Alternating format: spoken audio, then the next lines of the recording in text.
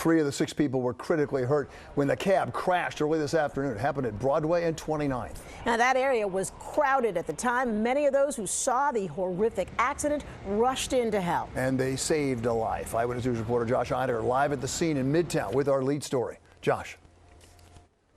And Bill, I don't know if you can see over my shoulder, but Mayor Adams right now is addressing the press, including one of our cameras, talking about traffic safety.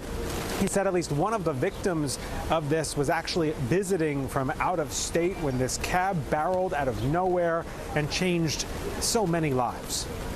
In the past hour, police pulled the mangled cab off the sidewalk after cataloging the grisly and bloody aftermath when a glorious holiday afternoon became, in mere seconds, a scene of carnage and panic. Honestly, the gruesomest thing you've ever seen. It's really bad. Police say it started when this yellow cab attempted a left turn onto Broadway from 29th Street and collided with the man on this city bike who was heading down Broadway. I yelled, my colleague yelled, everybody yelled, stop.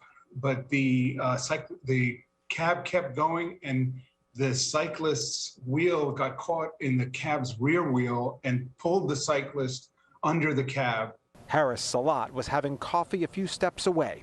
This is his bike, which had been chained to a post at the curb. The cab just kept going, and it rammed into a group of pedestrians who were walking on Broadway, and pinned them under the cab. As this occurs, a remarkable scene took place. About 15 to 20 New Yorkers attempted to pick this cab off these women. The video obtained by Eyewitness News shows the remarkable scene as random New Yorkers came together to free the women pinned beneath. They were grievously injured, and the trendy Nomad district quickly became a makeshift triage as Good Samaritans tried to keep the victims alive. I mean, it was shocking and, traumatizing.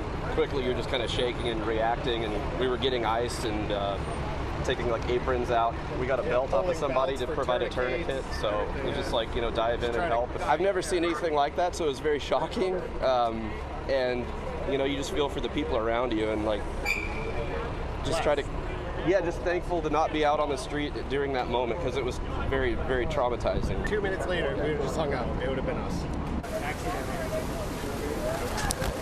It was a horrifying situation for lots of people here on the street earlier this afternoon. The latest count, there were 6 people hospitalized, 3 of them in critical condition, 2 others with less serious injuries, and then the driver, who was not injured really at all, but was hospitalized for observation. Police do not believe there were drugs or alcohol involved, and police do say they believe he had a green light and was attempting a legal turn, although the investigation still has a long way to go. But it does appear right now that the cabbie was not necessarily at fault in the original accident with the bicycle.